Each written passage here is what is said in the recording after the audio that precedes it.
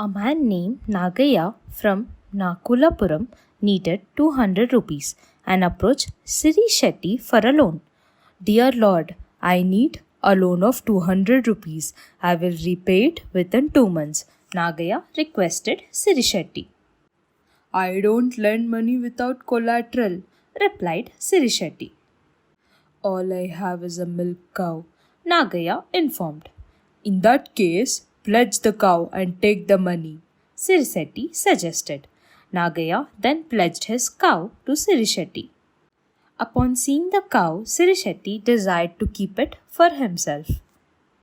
I have written on this paper that you will repay the debt along with 1,000 rupees with interest in 2 months, he said to Nagaya and asked him to press the fingerprints on the documents. 2 months passed, but due to unforeseen circumstances, Nagaya couldn't repay Sirishetti's debt on time. However, he went to settle the debt and reclaim his cow once he had sufficient funds. Sir, I came to settle my debt along with the interest. Please accept the money and return my cow, Nagaya requested. Sirisetti became enraged and retorted. The cow belongs to me now. Don't you remember the agreement you signed? If you couldn't repay within 2 months, why bother coming now? Upon realizing that Sirisetti has deceived him, Nagaya hurried to village headman and recounted the entire ordeal, pleading for return of his cow. Upon hearing Nagaya's complaint, the village headman ordered Sirisetti to appear before the panchayat with the cow. As instructed, Sirisetti arrived in the evening accompanied by the cow. The village headman then addressed Sirisetti regarding Nagaya's grievance. Sirisetti promptly responded, Sir, I didn't forcefully take ownership of Nagaya's cow. He willingly fingerprinted this paper, transferring the ownership to me. Please read it yourself if necessary, as he handed over the document.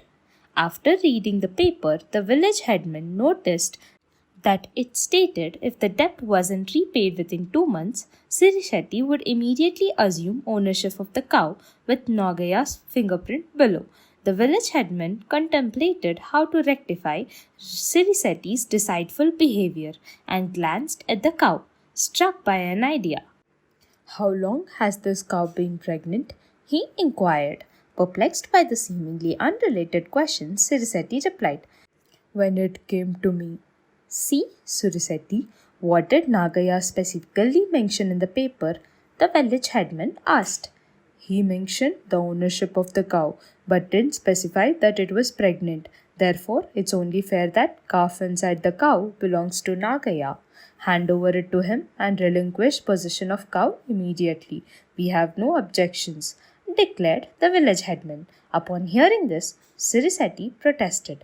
Where's the justice in this? The cow and the calf inside are not two separate matters. How can one claim ownership of the cow at this stage? If it's fair to contemplate killing a dairy cow over a mere 200 rupees, then this resolution is equally fair. Nagaya, it's up to you to decide whether you want the cow or the calf, concluded the village headman. In compliance, Sirisetti retained the cow to Nagaya, who expressed gratitude to the village headman for cleverly resolving the issue. Recognizing and deflecting deception is vital, but equally essential is the ability to skillfully avoid being deceived. Critical and analytical thinking are invaluable in achieving this goal.